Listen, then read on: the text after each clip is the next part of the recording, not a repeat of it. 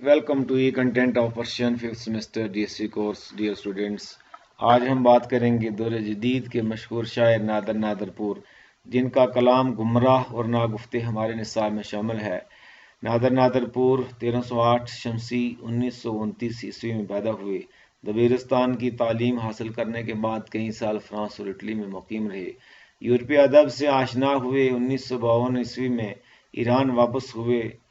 آپ کا مشہور کلام چشم ہا و دست ہا، دختر جام، شیر انگور، سرمہ خورشید وغیرہ ہے۔ نادر نادر پور نے مناظر فطرت بیان کرنے کے لیے لطیف سے لطیف تشبیہات استعمال کی ہیں۔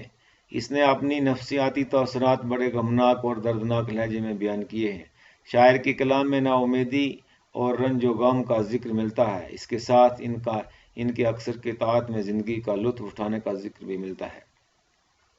1329 شمسی میں ان کا چوتھا مجموعہ سرمہ خورشید کے نام سے شائع ہوا۔ اس مجموعے میں شاعر کے کلام میں تبدیلی آ گئی تھی۔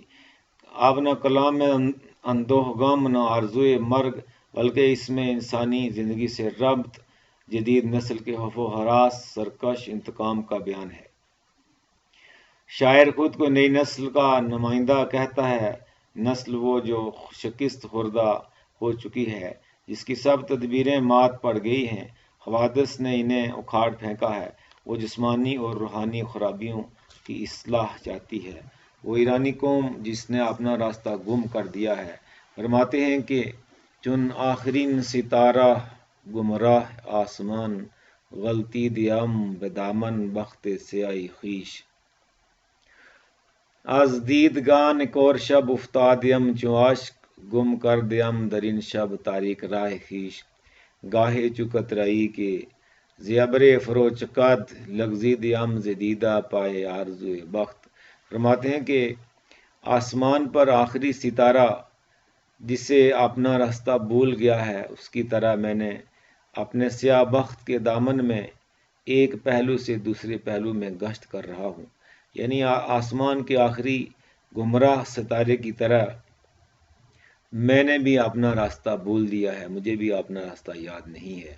از دیدگان کور شب افتاد یم چو عشق، شب تاریک میں نے اپنا راستہ اس آنسو کی طرح گم کیا ہے جو دیدگان کور سے رات کے وقت ٹپک پڑتا ہے۔ آنسو ٹپکتا ہے، زمین پر گر جاتا ہے اور زمین اسے اپنے اندر سمیٹ لیتی ہے۔ اس طرح سے میں نے بھی اپنا راستہ گم کیا ہے۔ اور گاہے چو قطرئی کے زیبر فروچ قد، فرماتے ہیں کہ اس قطرے کی مانند لغزی دیم زدیدہ پائے آرزوئے بخت، میں اس قطرے کی مانند ہوں جو بادلوں سے گر پڑتا ہے، ٹپک جاتا ہے۔ میں قسمت کی آرزو میں یعنی نیک ارادوں، اچھی قسمت کی آرزو میں ڈگمگا رہا ہوں۔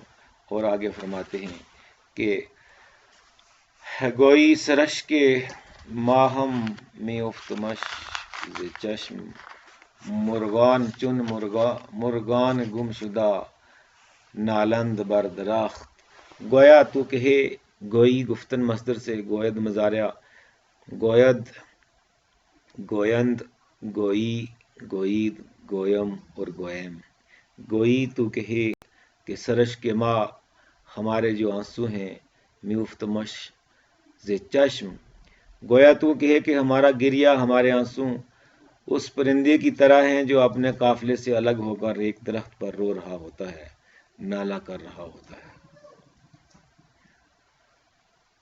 تا آخرین پرندہ شب دم فروکشد، برمی کشم بخواہش دل نالہ ہائی خیش۔ فرماتے ہیں کہ میں اس آخری پرندے کی طرح جو شام کو اپنے پر سمیٹ لیتا ہے، اس کی طرح میں دل کی خواہش اور نالہ فریاد کو چھپا رہا ہوں۔ جس طرح آخری پرندہ اب اڑنے کی تمنا اس کی نہیں ہے، اس نے اپنے پر، اس نے اپنی دم کو سمیٹ لیا ہے، میں اسی طرح میں نے بھی اپنی خواہش دل اور نالہ ہائے خیش، اپنے نالہ فریاد کو سمیٹ لیا ہے۔ من کیستم پرندہ شب ہائے بے امید، میں کون ہوں، سوال پوچھتے ہیں، میں کون ہوں، کیا ہوں؟ میں پرندہ ہائے شب ہائے بے امید، میں وہ بے امید پرندہ ہوں، میں وہ رات کا بے امید پرندہ ہوں جسے اب کوئی امید نہیں ہے، جس نے سرداد در سکوت درختان صدائے خیش، جس نے سکوت میں، خاموشی میں، درختوں کی صدا میں اپنا سر دے دیا ہے اور اپنی صدا کو بند کر دیا ہے۔ اور گاہی صدائے ریزش دل ہوئے اشکم، وقتی کے با خیال کسی گفتگو کنند۔ کبھی میں صدا ڈالتا ہوں، میں اپنی آواز ڈالتا ہوں دل ہائے عاشقم، کبھی میں اپنی آواز عاشقوں کے دل میں ڈالتا ہوں، وقتی کے باخیال، اس وقت جب میں خیال میں، تصور میں کسی سے گفتگو کر رہا ہوتا ہوں۔ جب میں خیال میں کسی سے گفتگو کر رہا ہوتا ہوں تو میں اپنی صدا میں اپنی آواز عاشقوں کے دل میں ڈالتا ہوں۔ وقتی کے خندہ ہائے خوش از گوشہ ہائے لب، تک بوسہ ہائے گم شدہ را آرزو کنند۔ جس وقت میری خوش ہنسی میرے ہونٹوں کے کنارے سے کسی گم شدہ کو بوسہ دینے کی آرزو کرتی ہے۔ وقتی کی خندہ ہائے خوش، جس وقت میری خوش ہنسی گوشہ ہائے لب میرے ہونٹوں کے کنارے سے کسی گم شدہ محبوب کو بوسہ دینے کی آرزو کر رہی ہوتی ہے۔ گاہے چو نالائی کے زے درد خبر دہاد، پامین ہم بخلوتے شب ہائے آشنا۔ کبھی میں اس نالا کی طرح ہوں جو درد کی خبر دیتا ہے، میں راتوں میں تنہائی اختیار کر لیتا ہوں۔ گاہے چو نالائی، کبھی میں اس نالا کی طرح ہوں جو دردی خبر دہات، جو کسی درد کی خبر دیتا ہے۔ پامین ہم بخلوت شب ہائے آشنا، تو میں کیا کرتا ہوں، میں تنہائی اختیار کر لیتا ہوں، راتوں میں تنہائی اختیار کر لیتا ہوں۔ اور گوئی لہی بگریائے باران مغربم، کی آتش زنم بخرمن آفاق بے فنا۔ کبھی میں شعلہ آتش ہوں، مغرب کا گریہ بارہ ہوں، کبھی میں آفاق کے خرمن میں آگ لگا دیتا ہوں۔ گاہے سرش کے دیدہ ہویم کہ بے دریگ، میرے زم از دو گوشہ چشمے سے آئے ہو۔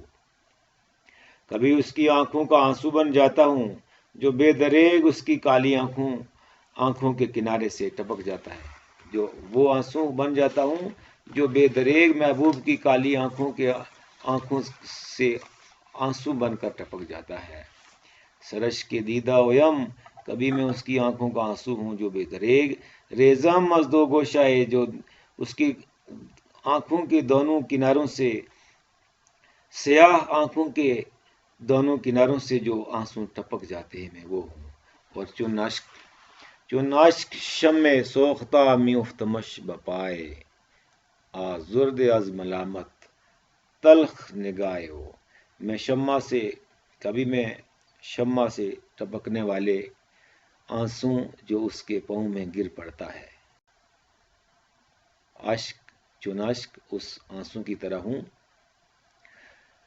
جو شمع کے اس آنسو کی طرح ہوں جو سوختن، جلنا، سوختن سے سوختہ، جو جلتا ہے، جلا ہوتا ہے، اور افتمش گر پڑتا ہے اس کے باپائے پاؤں میں، شین اس میں ضمیر غائب ہے، افتادن سے افتد، افتمش میں پڑ جاتا ہوں اس کے پاؤں میں، ازردہ از ملامت تلخ نگاہ ہو، گر پڑ اس طرح اس کی نگاہ کی تلخ ملامت سے بیزار ہوں میں آزردہ ہوں، محبوب کے تلخ نگاہ کی ملامت سے میں کبھی آزردہ ہوتا ہوں۔